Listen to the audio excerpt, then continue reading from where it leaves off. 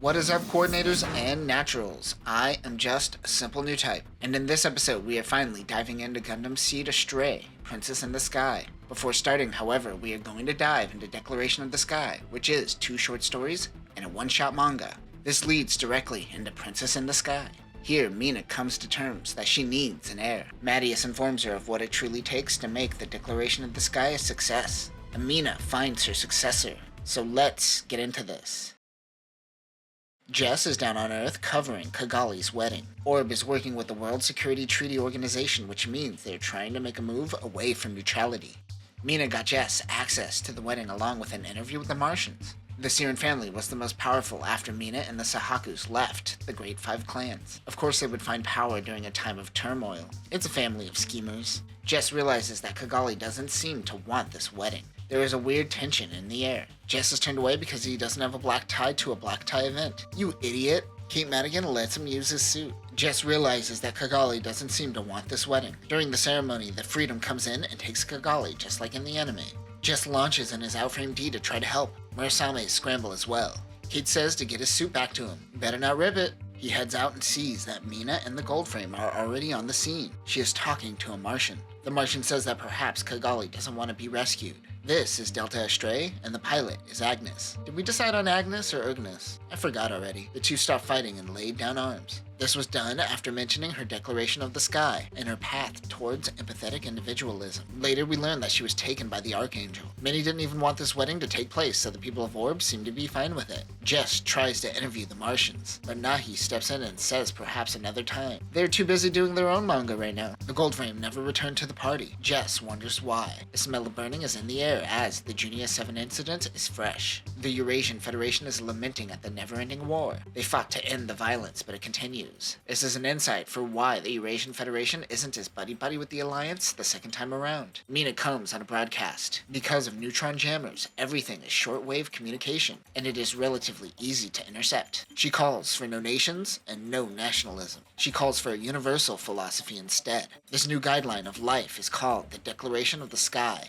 This isn't a live broadcast, but a video uploaded to various Junk Guild networks where the broadcast can be intercepted and streamed to anyone nearby. The Alliance tried to squash the videos, but they spread like wildfire. Rondo vows to protect anyone who chooses to follow this philosophy. So hyper-individualism and the desire for the pursuit of happiness so long as you don't tread on others' individualism and their pursuit of happiness. Mina's American. An incident happens with the Eurasian Federation forces and they unleash the new 105 dagger. These have the 12.5mm anti-infantry gun on the foot and is designed to suppress riots. These rounds can pierce through walls and are purposefully placed in the foot to take out the shins. The Eurasian forces pretended these were to combat coordinators, but instead are used on its own people. This is totally overkill. Mina in the Ri-2 Amatu Goldframe comes in to save the day. She disables the mobile suit with a Lancer dart. Windams with Ale striker packs approach. Usually they send jet Windams, which means Mina fell for a trap. They were planning on luring out a mobile suit. We never broke down the jet Windams in Destiny, so let's do it here. The GAT-04 plus AQME A4E1 Jet Windam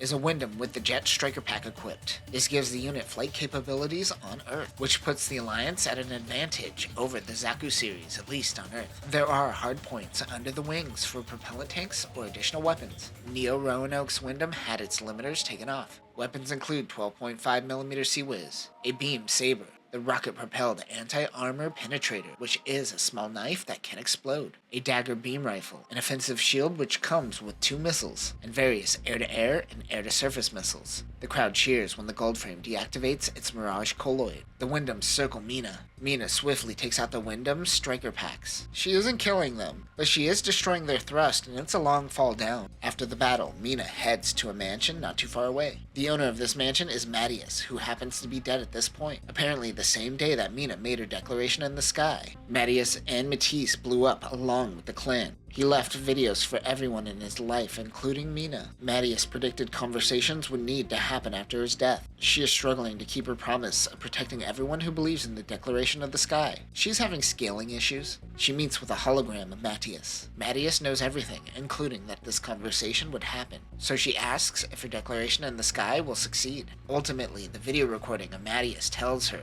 that it is likely to succeed, but it will take more than one generation to make it a success. This requires lineage. This is also something that 7 and 11 Socius once said to her as well. Those are the two Socius clones that rebelled. Last we saw these two were in Versus Astray meeting up with Gun and other Socius clones. These two were the first to take refuge under the Declaration of the Sky. Mattias's calculations predicted around 700 years before the Declaration of the Sky could be fully achieved. She is saddened that she will never see it with her own eyes. Mina asks about the Martians, but then hologram Mattias talks about the gold frame. He mentions it must be old now. It is a little bit old, but it still holds up. I guess Mattias couldn't predict everything. But then she thinks about it for a second and realizes that Mattias predicted Mina would come much later than she did. Why did she think she would come later? Did Mattias not predict Agnes and the Martians? Mattias' sister Matisse had 13 irregulars that she kept an eye on. None of them were the Martians. Though we only know 8 of the 13. They are Kira, Lo, Guy, the Professor, Edward Harrelson, Jean Carey, Lacus, and Jess Rabble. If Mattias didn't know, then the future isn't written and she could do it herself. She leaves before hologram Mattias could finish. Later, 11 Socius comes to the mansion. It expected 11, which means hologram Mattias must have just spoken to Mina. It appears his vagueness towards the Martians was to motivate her, and it was indeed all a part of Mattias's plan. He wanted to show to Mina that he isn't a psychic who could predict the future, even though you're kinda showing me that you are. The power of writing makes you magic. Mina returns to Aminami Hashira. Her gold frame is taking a lot of damage, standing up for the Declaration of the Sky followers. Yoon suggests new upgrades to the gold frame. Is there a canon reason that Yoon is here? I don't think so. She is essentially female Lo and goes where she's needed, I guess.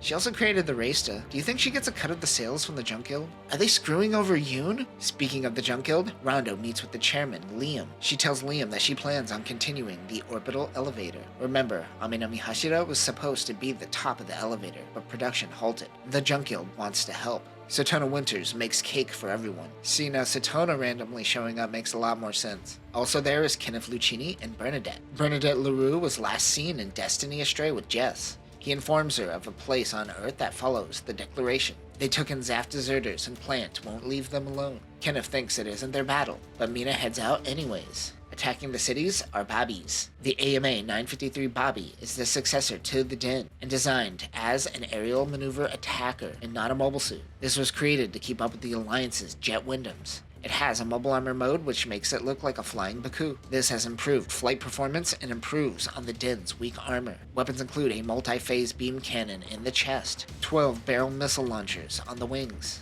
4 4-barrel machine guns, a beam rifle, and an aerial gun launcher. There are so many Cosmic Era grunts that flew under the radar during our Destiny coverage because the show decided to focus on the Zaku again. They terrorize the city before Mina comes in and saves the day. Kenneth doesn't get what there is to be gained from helping them, but that is what makes Mina so unique. She declares that she will protect everyone under the Declaration of the Sky.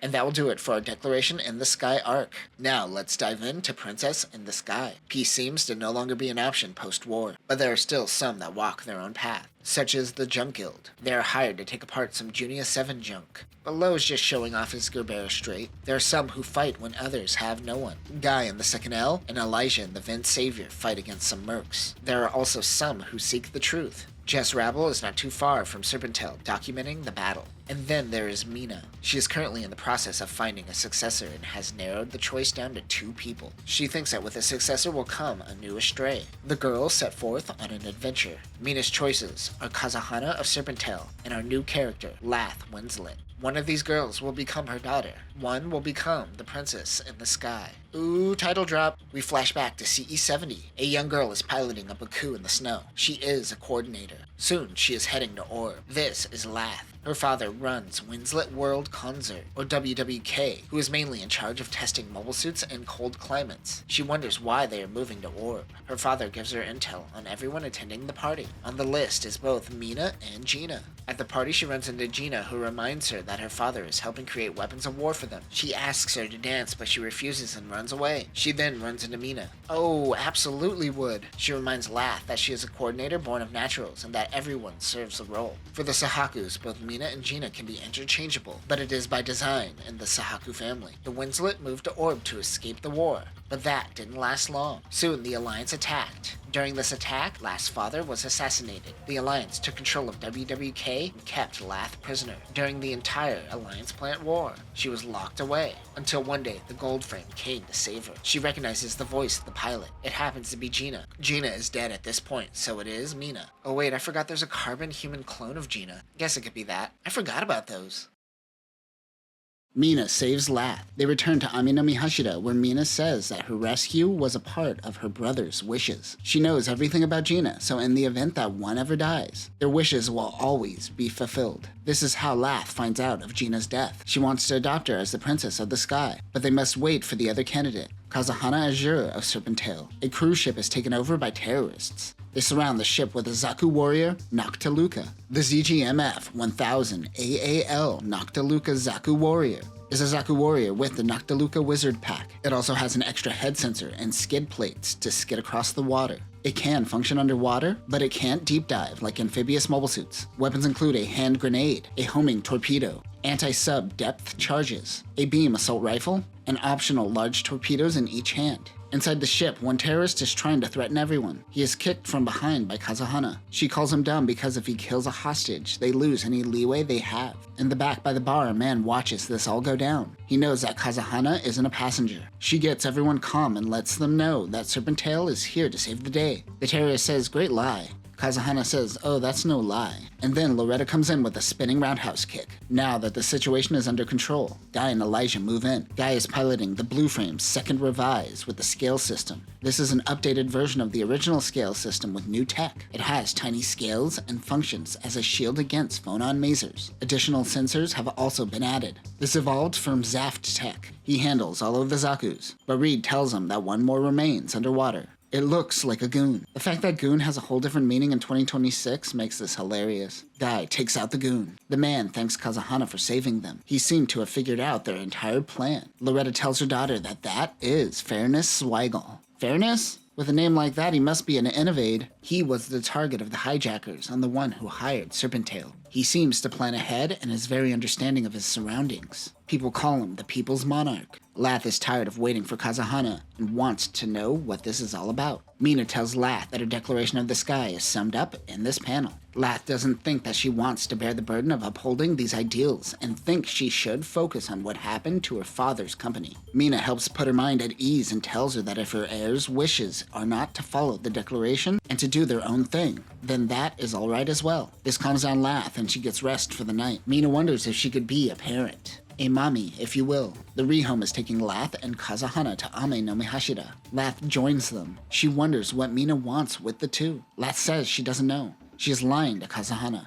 She lets them know that her father was a WWK representative. Lo says that he liked their stuff until the Federation took over. They then get a distress signal and need to make a detour. They find the Hyokumaru, which is a rehome second class. There's no data on this upgraded rehome, but remember the ship is a modified Cornelius class ship. They meet Kobayashi Maru Juzo. Wasn't Kobayashi Maru already used in Gundam? Think it might be UC though. They came to check out a giant piece of debris when Zaft mobile suits threatened them. They scanned the debris to find that it has a meteor breaker. These are the drills used during the Break the World incident in Destiny. It looks like Zaft is trying to prevent the Junk Guild from getting their hands on this tech. Usually no one cares of the junk that the Junk Guild takes, and there is in fact a law that makes it free reign. So they are trying to cover up something. They contact Liam, who negotiates with Zaft. They have 30 minutes to get the World Breaker back before Zaft attacks again. Lo thinks that is plenty of time. Kisato suggests the Power Red with the 150 Gerbera, but that will most likely activate the Meteor Breaker. He has to whip out the Red Frame Kai. Like the Gold Frame, this too has a Magino Ikitachi as a part of its new tactical arms, which can drain power. But 8 tells them that they can't drain power from the outside. They don't know what their plan of attack is. But Lo is confident, being the luckiest man in the cosmic era. Lath tells Lo that she could help as she was once a test pilot.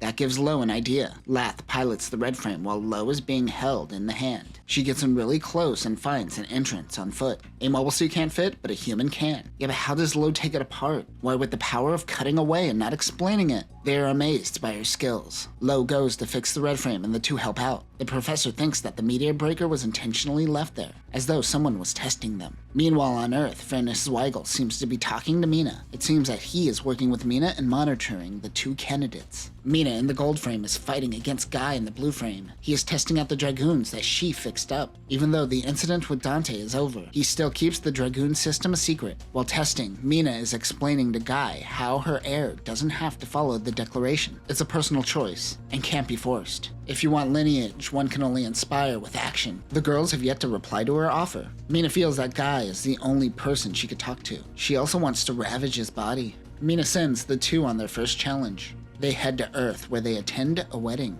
Kazahana hates dresses. Lath tells her about how she really wants to take back her father's company, and perhaps being the princess in the sky will give her the connections needed to take it back. For Kazahana, she just loves the idea of having a secret base in space. Both aren't ready for a new mother, however. They attend a wedding and are confused why they are there. Suddenly, G-men come in and shoot the bride and groom. They are saved by Dante and Elsa. The combat coordinators are fast enough to block bullets with their swords. Elsa was the bride. The two slaughter the G-men. Lath and Kazahana are so confused. The assassins then run outside to find 105 daggers. The two still had the playful banter they had back in Astray Destiny B. Dante gets into his Astray Noir, and Elsa in her new Impulse Gundam Blanche. This is a Destiny Impulse R painted white. The only difference is that Elsa fine-tuned her unit to her needs, which increased output and maneuverability by 20%. It is white to contrast Dante's black Astray. And yes, it is P Bandai. They take out the 105 daggers before Lath and Kazahana come running up to them. Elsa really wants to take off her clothes. It's a whole thing. Go check out Destiny Astray B. Hypersensitive coordinator skin is justification for lowly tits? Oh, I guess it's not a whole thing. Tits is the answer. Kazahana says, what the hell is going on? This was a test of their resolve, kind of. For whichever one of them becomes the Princess of the Sky, they should unfortunately expect incidents like this massacre back there. Lath is starting to realize this reality and wonders if she is cut out for this. Kazahana is totally cool with death though. Lath wonders the two assassins' relationship. Their moves are of those who deeply know one another. Elsa says, I bet you could say we are family, but not in the Onagai twins kind of way. One's my sister and one's my lover. But which one is which? Jesus Christ. I own the DVDs. Listening to Elsa and Dante, Lath decides to accept Mina's offer. Docking at Aminami Hashira is the Acidalium II, known as Venus. This is an interplanetary ship used by the Martians and Delta Astray. It's the cosmic era Jupiterus, essentially, but it has a detachable bit. Here we see Fairness Zweigel using the ship. Kazahana recognizes him as the guy from the cruise ship. He seemed to have known Lath's dad as well. Fairness wants to help Lath gain control of WWK once again. Lo also joins them. Fairness licensed Lo's tech through the Junk Guild, but usually the professor handles that part of the business, so he wonders why he is here. Fairness went through the patents on the Astray and noticed that Lo owned most of the patents. He already licensed them, but he wanted to go straight to the source of knowledge as well. Fairness shows them the new mobile suit that he is working on. It is an Astray at the core, but with a complete overhaul. Lo can instantly tell that this uses phase shift armor and voiture lumiere. Suddenly, the alarms go off in the hangar. A Socius clone says that mobile suits are approaching, and they scramble defenses. But Fairness says to cancel that. Ultimately, Fairness is a politician and believes in the political process. He doesn't believe in the idealism of the Declaration of the Sky. Because he doesn't believe in her doctrine, he will protect himself. He will go out in his new Lord Astray to defend himself. Nope, that's wrong. It should be Lord Astray, because the unit lords over people. The MHF-01 Lord Astray is built off of the Astray units and built from the ground up by Fairness Zweigel and manufactured by Orb. Fairness created the operating system himself, which utilizes the smaller weight to its advantage. This has phase shift armor, though it isn't functioning currently. Weapons include the MA-M92 sword taken from a Gen High Maneuver Type 2, and a beam handgun. However, currently the unit doesn't have the beam handgun. The Lord Astray gets behind a Gen and forces it to shoot its own wingman. Everyone is watching. Kazahana is amazed and thought that only Guy could do something like that. Fairness then takes out his blade and destroys the remaining unit. Lath says that it fought so well that the mobile suit moved her. What? Calm down. Fairness tells the gang that this mobile suit is called Lord Astray. Lath seems to be very easily inspired. Fairness is working with both Plant and the Alliance to learn more about Evidence 1. Oh, so now you remember that there were aliens in this universe. Fukada straight up dropped this plot point. They're transporting Evidence 1 to DSSD. Lo and the Junk Guild was hired to help out. Lo is using his powered red. Bernadette is interviewing Fairness. Lath asks Mina if Fairness could go on his journey, and Kazahana tags along. Part of Lo's team are the Lilies in what looks like the Rasta space version, but with the Gundam head. Kisato tells the Lilies to shut up and get back to work. In the distance is just Rabble and the Outframe D. The container starts taking off. Yoon says that it is the autopilot and tries to stop it. Lo says, "Don't worry guys, I got my trusty 150 Gerbera straight. Nothing could go wrong while using a giant sword." 8 can't pinpoint the exact location of Evidence 8 on the ship. Luckily, Jess has been watching and knows its exact location. He sends the data to Lo, who slices through the ship and grabs the container with Evidence 1. But the ship is still speeding up, and Yoon and the others are still on it. The ship is heading straight for the plants. Zaft will destroy it if it gets too close. All the Lilies work together to fling the red frame. The mobile suit catches up to the container ship, and he punches it out of its trajectory away from Zaft. "Goodbye, Yoon. Liam will pick you up wherever you end up landing. Good luck." Fairness is amazed by the red frame, but he also seems to want to put a leash on it. At a random colony, Fairness is fighting against Kate Madigan and his Testament Gundam. Jess is getting some shots at the two. Fairness begged Kate to train with him and eventually accepted. He says that a pro would have a hard time keeping up with Fairness, but he wants to get faster. Lath and Kazahana are still following Fairness around. Everyone is very intrigued about the two princesses. Kate's house consists of his own personal hangar. In the hangar, we see a Zaku Phantom or Zaku Warrior, a Force Impulse, a Zoot, and either a Dagger or Dagger L, since Lath knows how to pilot. Fairness suggests that she spar against Kate. She realizes that Kazahana is being left out, so she asks if he has a Legao. That way Kazahana can be the co-pilot. Kate says it's in Hangar 3. How many hangars does he have? Kate is loaded. Oh, Mattias and the clan definitely paid him to keep his mouth shut. What did Bro see? Jess asks Fairness why he fights since he is a politician. He enjoys it, but the official reason is that he must protect himself. Jess finds this quite sad. Lath, Kazahana, and Fairness are all taking off. Their battle already happened and they lost to Kate. The two girls are getting close enough to throw shade at Jess, but their observations are spot on. Look, until the story tells me otherwise, I assume these two are more than just good friends.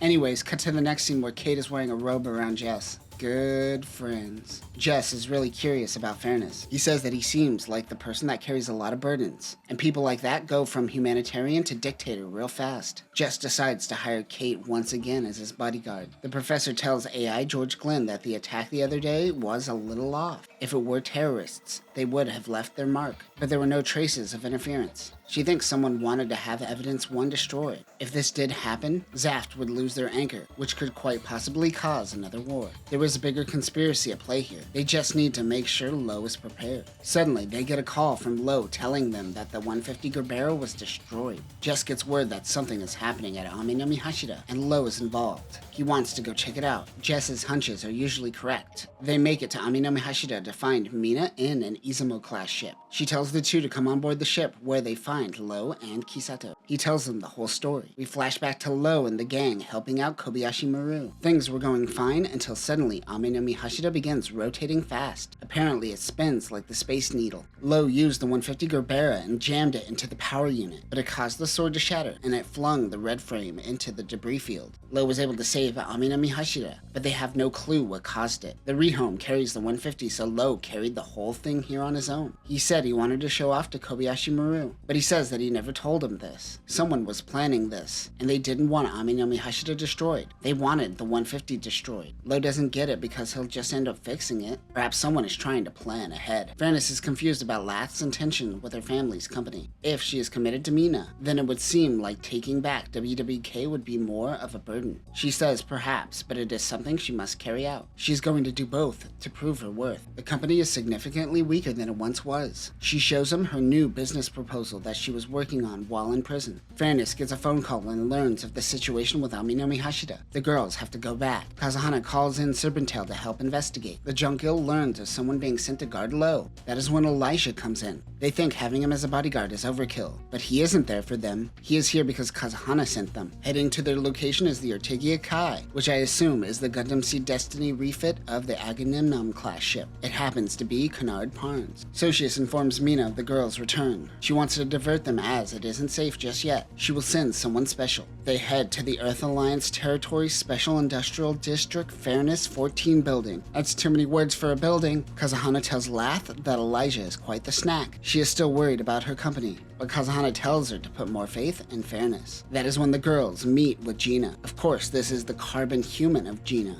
Even though he's a clone, he still has the memories of meeting with Lath and feels the need to protect her. Kazahana tells her about their run-in with the carbon human Gina and how he desires revenge against Guy. Gina says to Kazahana, "So, how's Guy these days?" If Lath learns her teammate killed Gina, it might hurt their relationship. With Gina is Finis Socius and Il de Yarar, which we haven't seen since Gundam Seed Destiny Astray. That is when Jess and Kate walk in. Kate recognizes Il as his former comrade from the circus. The circus is a mysterious place that these two trained, and there isn't much about it. The two instantly begin arguing with one another. Fairness tells them of the shareholders meeting with WWK coming up that will make a good story for Jess. We cut to the shareholders meeting where Lath shows the documents that give the Alliance control of the company, but it was signed using her father's thumbprint by force. But they have proof this wasn't true. They have footage of their mansion which shows her father signing away his company in his final moments. This is when Fairness steps in. Kennard acts more like a training partner than a guard. Fairness tells them that the Alliance contract stipulates that the company will always go to Lath no matter how long they try to hold on to their power. They show the board Lath's business plan.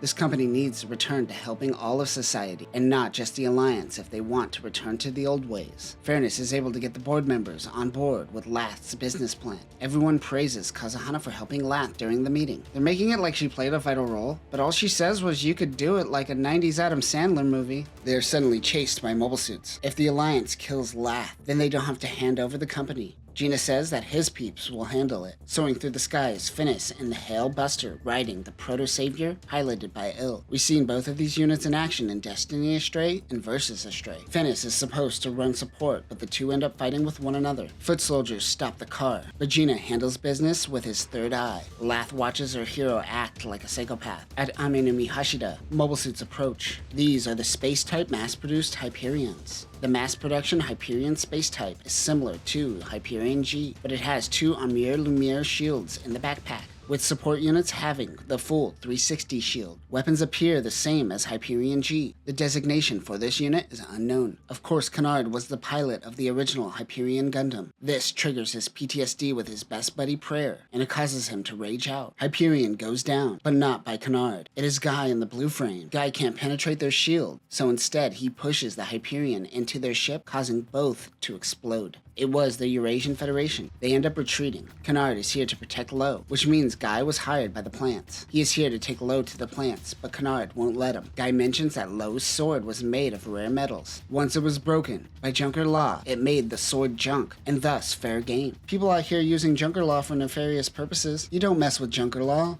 Lath and Kazahana ski in the Scandinavian mountains just like Lath did before she moved to Orb. The two think the other will be the Princess of the Sky. They make a promise to be friends no matter who is chosen. Lath has a hunch that perhaps Fairness is behind all the weird things happening recently. She says there is a sadness about him. Lath trips in the Lagao but is saved by Gina and the Mirage Frame who is guarding the two. It appears that Mina has made her decision. She has chosen a princess. Lo, Kennard, and Elijah end up going to the plants while Guy stays with Mina. She tells him that she has made her choice. The princess in the sky will be Kazahana. We are teased a new white frame.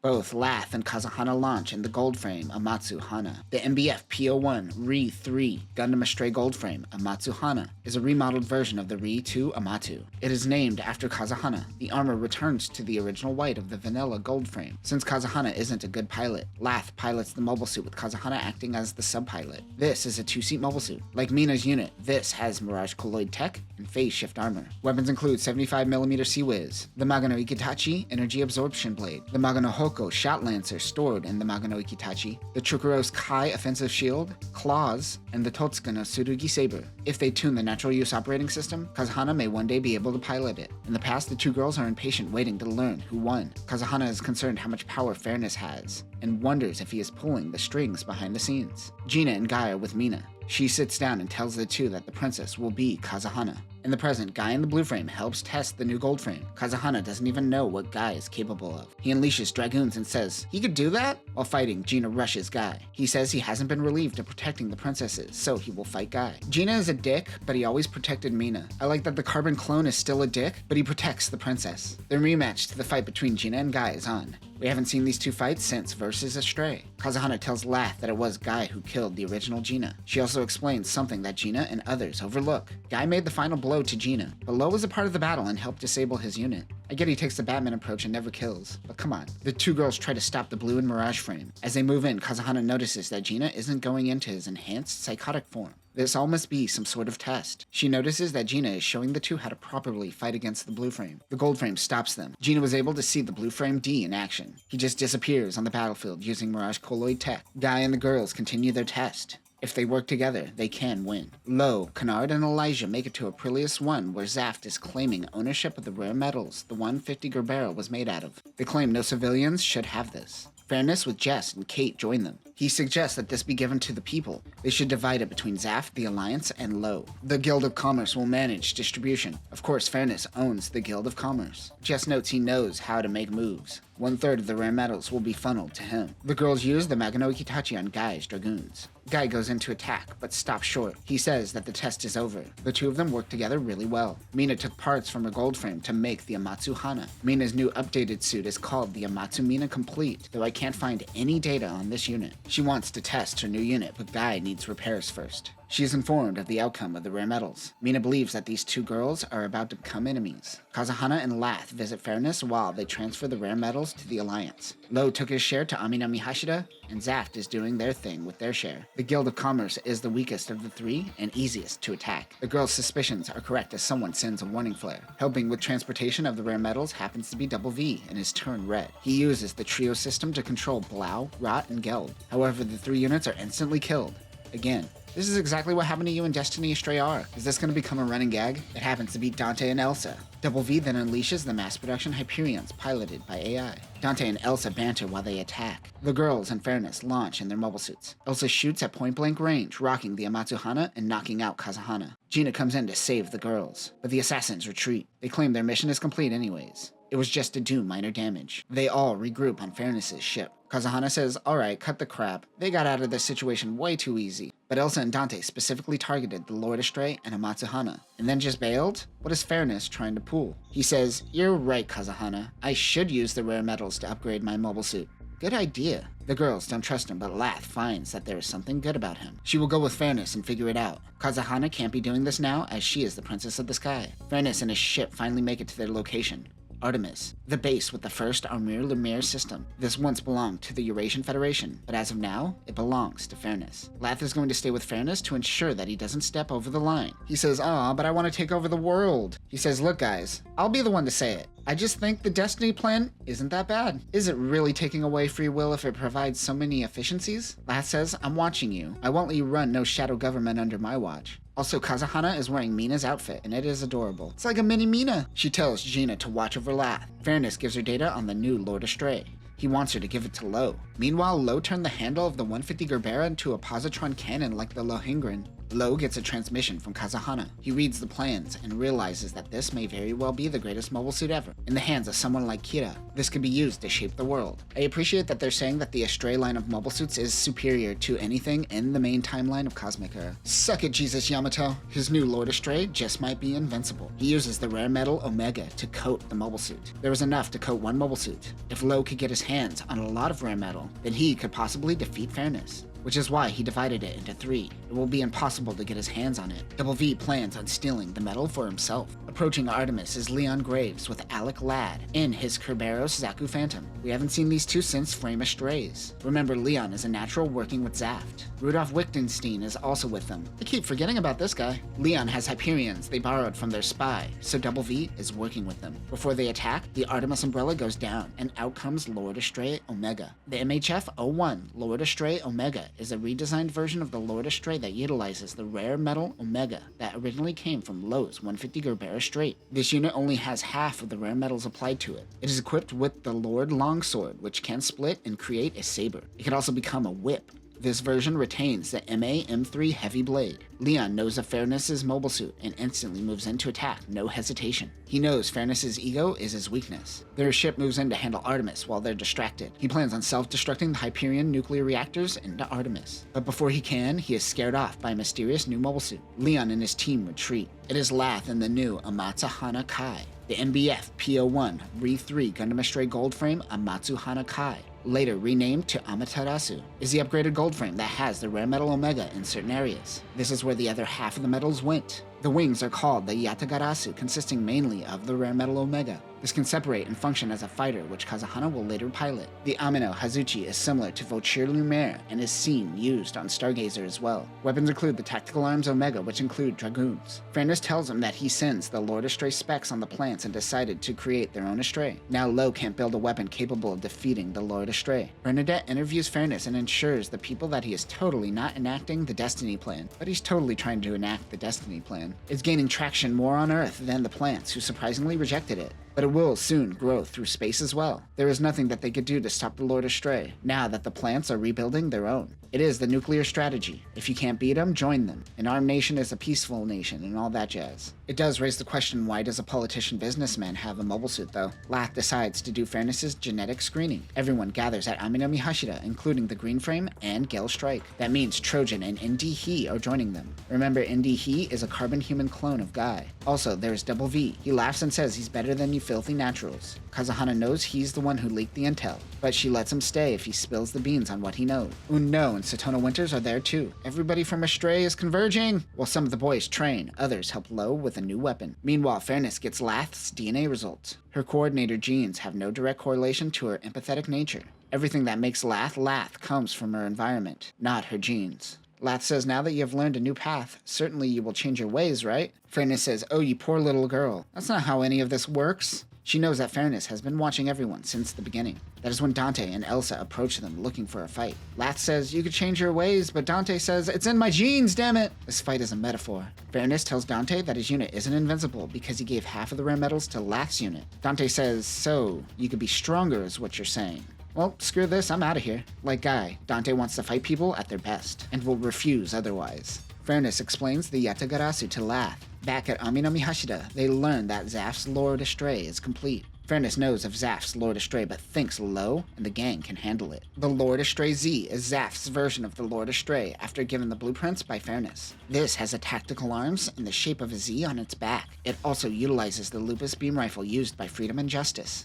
Unlike Fairness's model, this uses the Omega rare metals all over its body. It also has Voiture Lumiere installed. The test pilot is named Rika Shader. She is under command of Leon, who knows that they have the rare metals. They say Double V, stop leaking intel, you asshole! The weapon that Lo made to defeat the Lord Astray is the Omega Tactical Arms Silver and Gold, but they fly out of Double V's hands and attack Leon's ship. The Tactical Arms themselves are Dragoons that Guy can control. If they attack their ship, the Lord Z will just attack Artemis. Fairness and the others all converge. During all of this, Kazahana is taking command and giving orders. All the rare metal is in one place. Kazahana and the Izumi class tells Lath to come to their side. Lath boards their ship. She wants to still save Fairness if possible. The problem with the Astrayverse at this point is that we know everyone's gonna live and everything's gonna be fine, so it kinda leaves the stakes meaningless. Kazahana asks Mina to make her the head of the Sahaku family in that moment. Now, as the head of the family, she makes Lath her daughter and princess. Feel like you didn't have to make her princess, you could just give the command as the ruler. But whatever. The two will head out in the gold frame.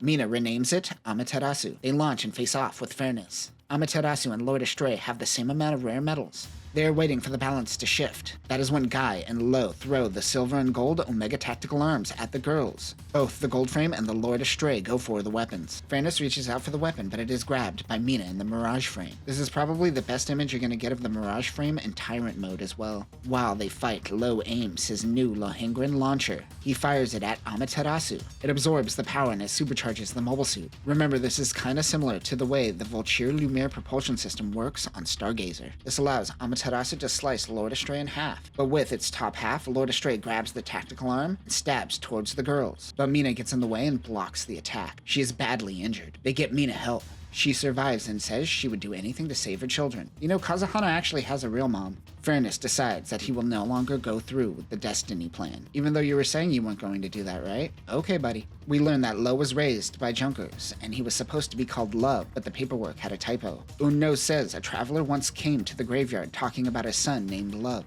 He knows Lo's father. Dante and Elsa are at the plants trying to start a fight with Lord Astray Z, since it is the invincible Astray. With approval of Kazahana, Mina yields her authority to Lath. She plans on following the Declaration of the Sky, but she adds her own amendment. She will not only protect those that follow the Declaration of the Sky like Mina, but she will go further and consider them family. Kazuhana stays with Serpentel, where she claims she always belonged. Kenneth Lucchini is giving intel back to Hologram Mattias. Even though he is dead, his intel machine continues. Kenneth is doing all of this to get the clan's inheritance. They call this new file the Princess of the Sky. It started with Mattias' suggestion to find an heir, and this ends with Mattias learning of the heir's success. And that will conclude Mobile Suit Gundam Seed Astray, Princess of the Sky. I enjoyed this, but the Astrayverse is starting to get too big and unwieldy. This was the culmination of everything we have learned during our journey with Lo and Guy. However, this isn't the end. Next time, we are finally covering Mobile Suit Gundam Seed Astray, Freedom. A mysterious man asks Guy if he were to hire him, would he kill Lo? Lo faces off against Courtney Hieronymus, and the Junk Guild uses Genesis Alpha as a tool to launch ships to Mars. But that will do it for now, Newtypes. Remember, if this follows the Astrayverse model, the villain Fairness is about to become a wacky sidekick in the next story. Guaranteed. Peace.